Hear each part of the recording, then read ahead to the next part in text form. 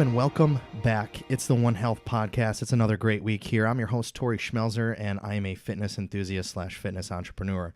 My goal each week is to share the knowledge I gather through meeting industry experts with as many people as I can. For those of you who are new to the show, each week we're going to bring on different experts in areas of health. So that could be mental health, physical health, professional health, spiritual health.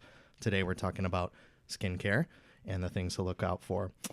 We don't claim to be experts in any of these subjects. We just know the people who are, and we interview them for the greater good.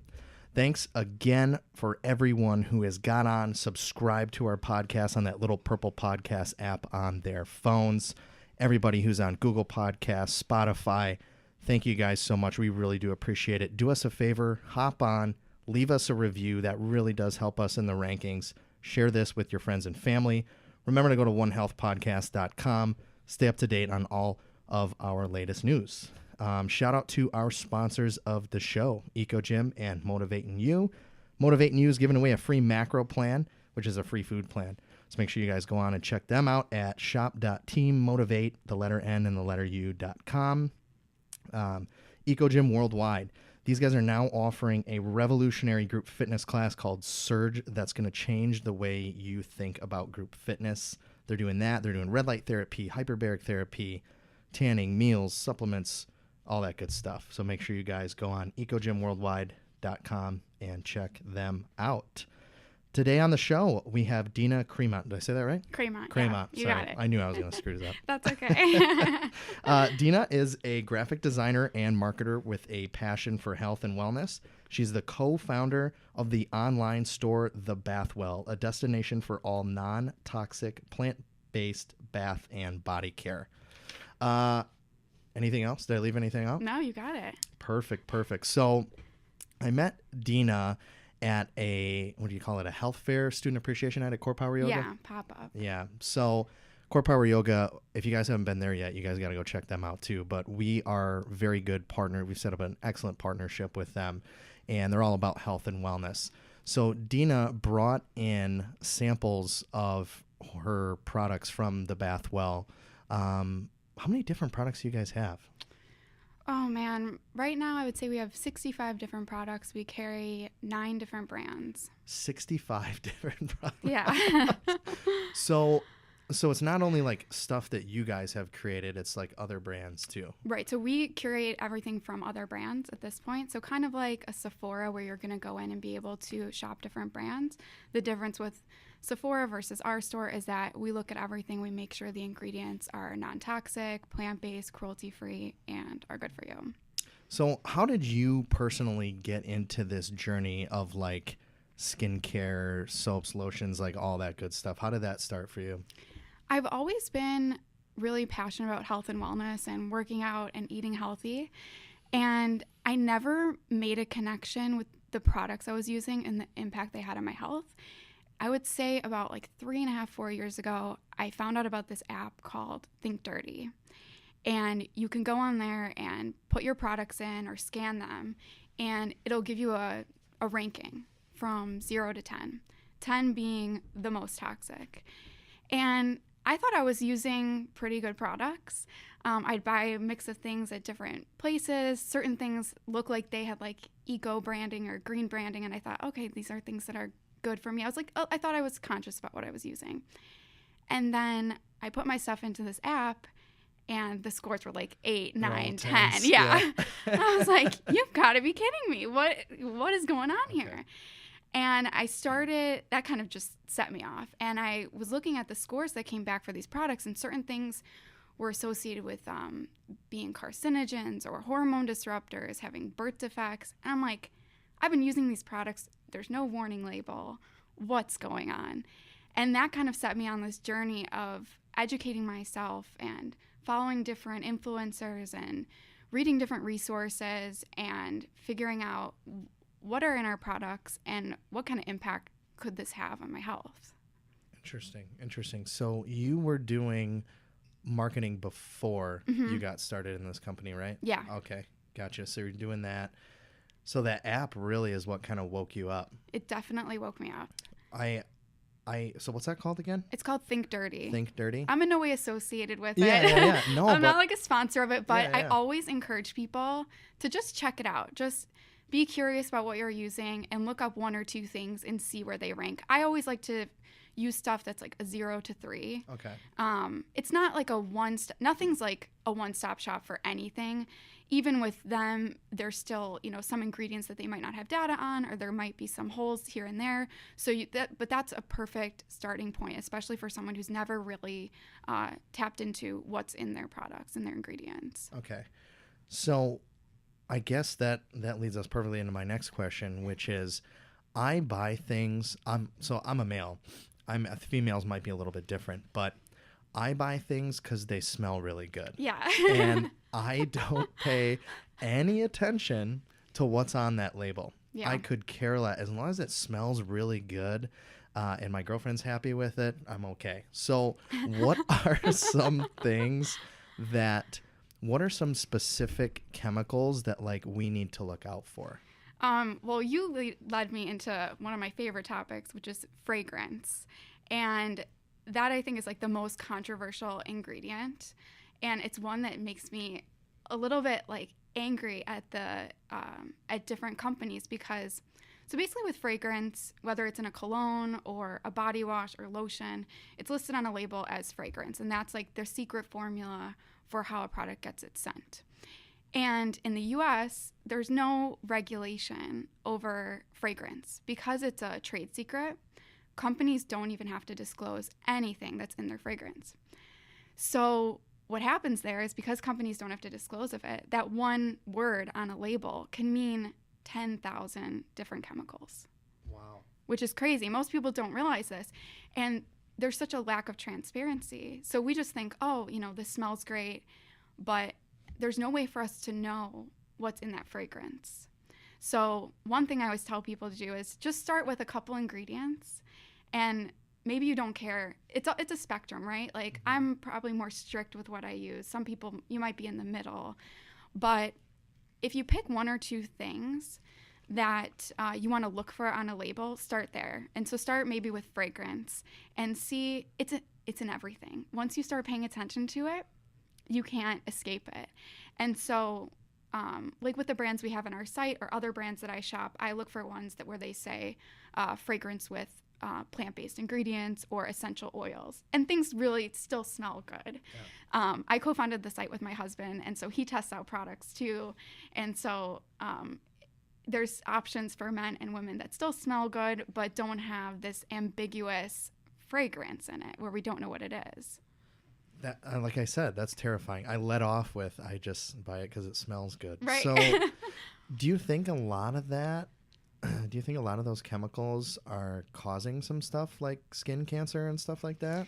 Yeah, possibly? I think it's possible. I'm not a medical expert or yeah. chemist and all that kind of stuff. I'll give my little disclaimer, but there are different studies out there that have been done by different organizations.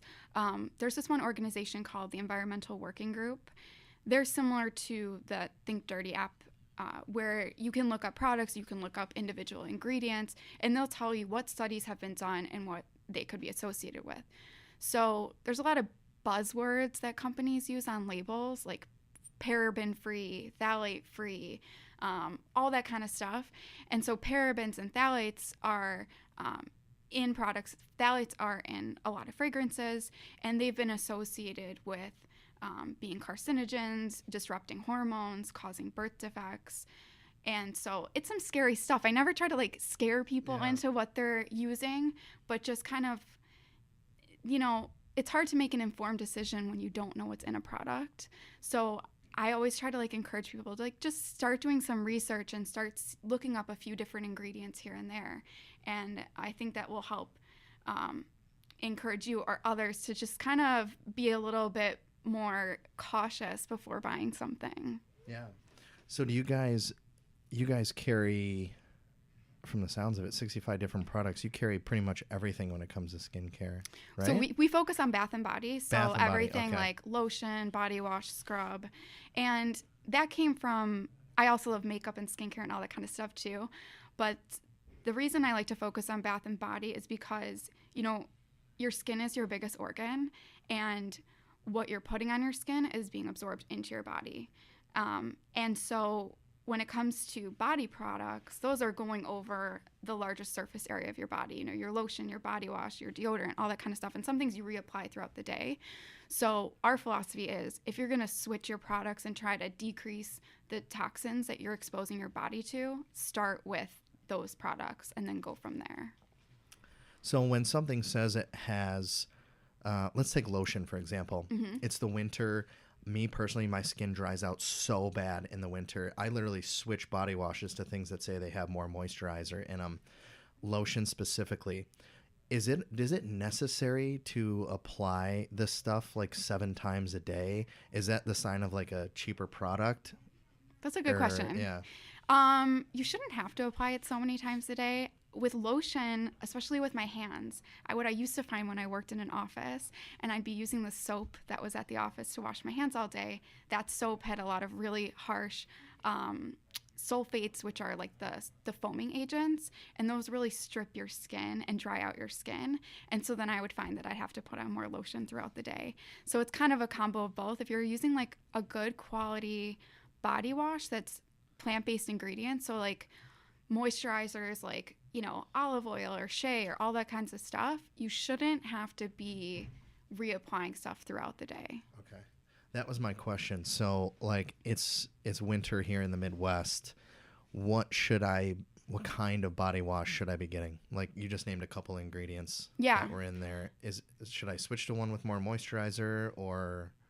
Yeah, you could. Okay. Or you can use like the same thing all year round. We have a couple on the site where I always say, like, if you're looking for something hydrating, and you look at the label on a product, look at the first couple ingredients, because that's going to tell you really how hydrating it's going to be.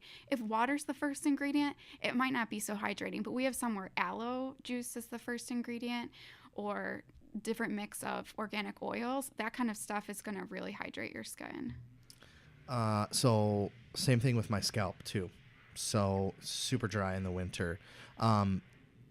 Is it necessary to have, I've heard from some hairstylist friends of mine that this 2-in-1 stuff doesn't work because they're kind of fighting each other. The shampoo is trying to wash your hair and the conditioner is trying to condition it, but the shampoo is washing the moisturizer out. Is that true too as well? Do you guys carry? We don't carry shampoos, but hair care is a tough category because there are some good options out there. But I would say, honestly, the same thing as like soap or body wash. I try to look for stuff where there's no sulfates, there's not like those extra foaming agents. So like it takes some getting used to sometimes when you switch your products, especially shampoo, because when you go from something that has a lot of fillers and things that make it foam a lot, those things, while it's like nice to get that feeling on your hair and your body, it's actually not helping your scalp get moisturized or your body get clean. So if you eliminate those kinds of ingredients, it might take a little bit longer to wash your hair because it's not as foamy, but the ingredients are actually going to hydrate your scalp more, hydrate your body more. Okay. I've also heard, and I don't know if you can debunk this rumor at all, but I've heard it's actually not healthy to, like, I know some people that shower twice a day. Yeah. It's not healthy to like do that to wash away the natural oils of your skin. Is there any truth to that? I think there is truth to that.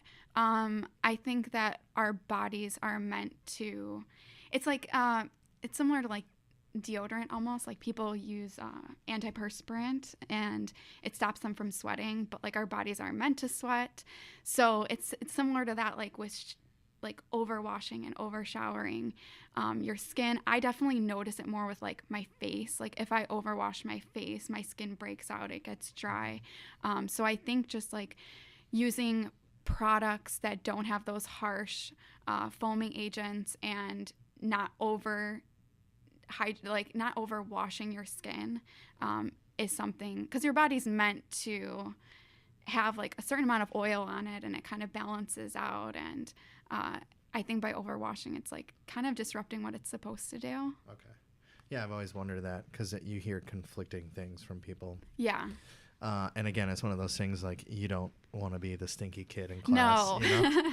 No, and there's some people, you know, as I said, like this is a spectrum too. Like I'm not as far on one end where like some people only shower or wash their hair like once a week. Like, it's all about what works for you. Some sort of balance. Got it. Balance is key in, in everything, really. Yeah.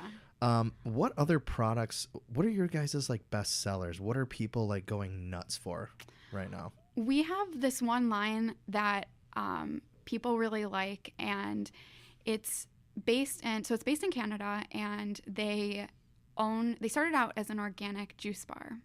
And so they make juice, and then they take the pulp from the juice and they infuse it in this line of body products like lotions and body wash. And so it's like this juice infused skincare. And so it has all these extra nutrients into it, and like, why waste? It's like a no waste thing too, where they're not wasting this pulp and they're actually infusing it back into products. And like, it goes back to the whole idea that like your body absorbs what you put on it. So why just, drink this juice? You should also use the benefits and the nutrients from the fruits and vegetables and apply it to your skin. So that's something that's really unique. And so that's a brand that I think people are really drawn to.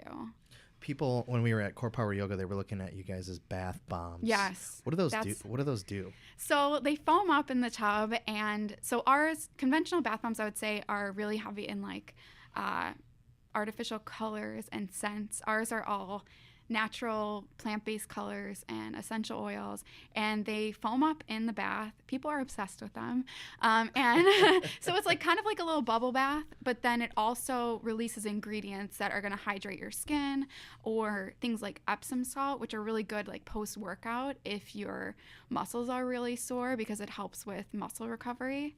So it's kind of a win-win. It's like a little bubble bath, but also some health benefits and skin benefits too. The Epsom, I did not realize that for the post-workout. That's really interesting. Yeah. I've never told it. Wow. Okay. That was a good little gem right there. That was good. Awesome. Essential oils are huge right now. Yeah. I feel like it's like the new thing. Yes. So we have some essential oils. We have oil diffusers here at the club. I just put them up because they smell fantastic. Yeah. And I don't want this place to smell like a dirty gym sock. And they really do work. Like, we only have them in 2 spots, and they really, really work.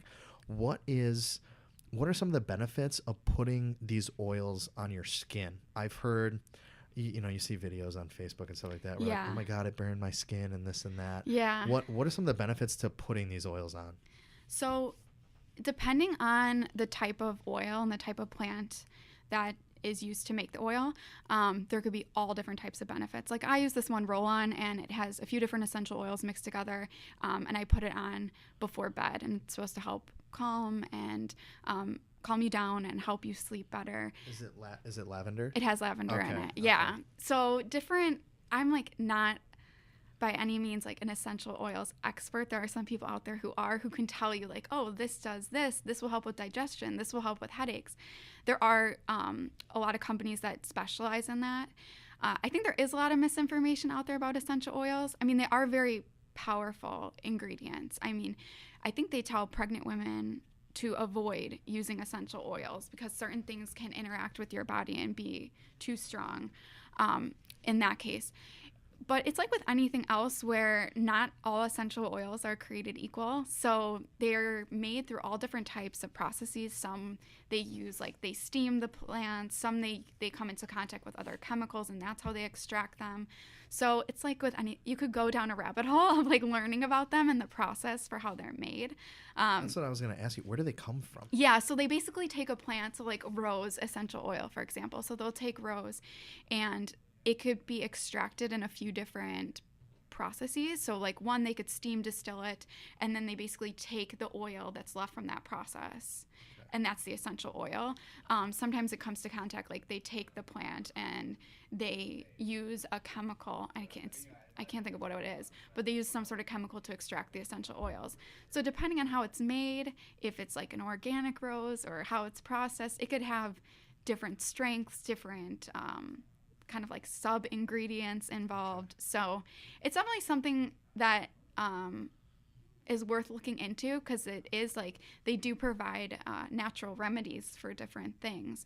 But like with anything else, it's good to do your research and see where they're coming from. Why do you think they've gotten so big in the past I don't know. To me personally, I think I've seen them more and more and more the past like 5 years. Yeah, for sure. Is it just like an education thing? Like the public's kind of like, oh, now we're learning about it. Is that what it was? I think it's kind of like with anything else where people are looking for more like holistic, natural ways to treat things, to incorporate different practices into their lives. I mean, even with like organic food, like if you went to the grocery store 5 or 6 years ago, there was organic food, but maybe the section was a lot smaller than it is now. So I think people are just looking for easy ways to incorporate healthy things into their lives. And I think that's one of them. And now I would say like essential oils have boomed so much lately. And now it's like cannabis products, like even in body care, like CBD, body lotion, and all those kinds of stuff are just popping up all over the place. And it just goes back to the fact that like people don't always make the connection between what they put on their bodies and the effect it has on them, but then they'll buy an essential oil or like a CBD product knowing that it's going to have some sort of impact on their mood, on their, some sort of ailment they're having. So it's all connected. I think that you hit the nail on the head there. I think we're kind of sick and we're starting to get wise to all these chemicals that are in these products, and hey, something's wrong here, and it's almost like they're kind of being taken advantage of. So it feels good to find a product that has some natural ingredients to it. We were talking about it with the other day with like cancer and stuff like that, and how some people think it's a racket and just to get money, and like they're not going to find a cure. So people are turning to these more holistic approaches, and a lot of them are working for people. Yeah. And with the food thing too, I had a nutritionist on and we were talking about why is this section of the grocery store the most expensive section, and how we need to shift that paradigm. We need to flip it on its head. Right. So I think what you guys are doing with your company, same type of thing. Right. You're trying to change, I think a lot of it is education for people. And like before you came on right now, like I said, I knew nothing about this stuff. So stuff like this, getting the word out on the podcast, I think is really good for education. Yeah. With stuff like this.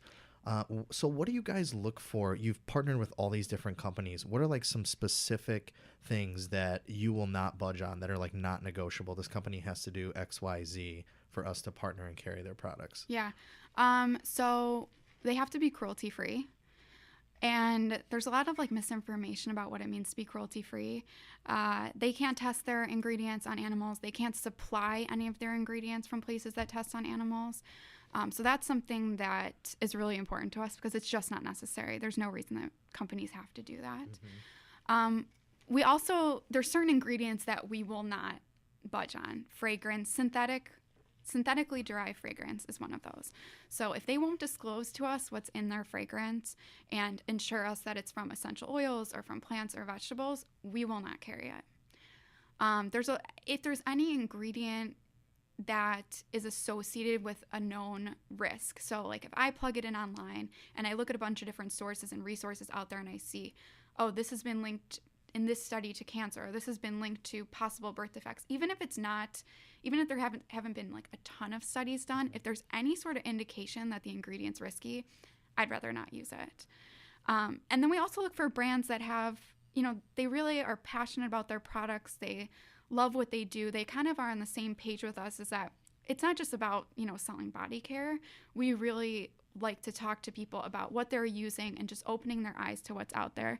And so it's great to be working with these kind of like indie brands where they're really passionate. Maybe they were sick or someone else was sick and that kind of triggered them to start this company. And so we love supporting those small brands because especially in the cosmetics industry, what's really shocking is that most cosmetic brands are owned by 7 parent companies in the US. It's like P&G, Unilever, L'Oreal. They own almost everything. Wow. And so it's really nice to get these small brands that are on the same page with us and have the same mission that we do and be able to support their businesses too.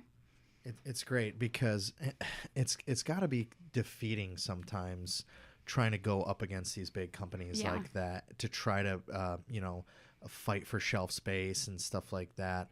Are you guys strictly e-commerce? Are you strictly online? We're strictly e-commerce. Gotcha. But yeah, that's got to be tough from a branding standpoint to get the word out there, because they're dumping millions of dollars in advertising out there.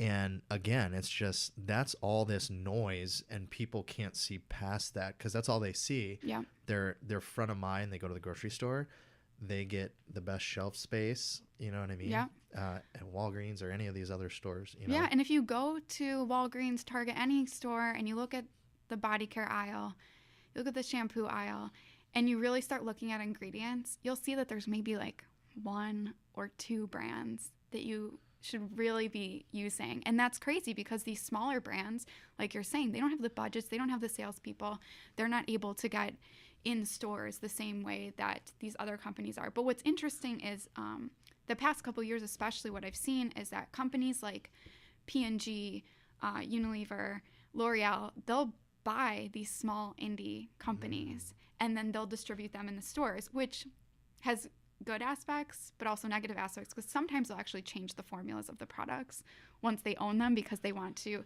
have bigger margins. So they're going to swap out a few ingredients here and there. So that's when you know that people are really making strong statements with their purchases, because now these big companies are starting to purchase these smaller brands or make more natural products available. So what was the toughest part of getting this thing to market for you guys? I think just finding a mix. Initially, it was just finding a mix of products that we really believed in, and also our goal is to make things accessible to men and women and find different scents that appeal to both, and also accessible in terms of price point, because in this industry, it's kind of like this little niche industry, like green or clean beauty industry. There's a lot of like bigger retailers popping up that I would say focus mostly on skincare or makeup, and they're really luxury.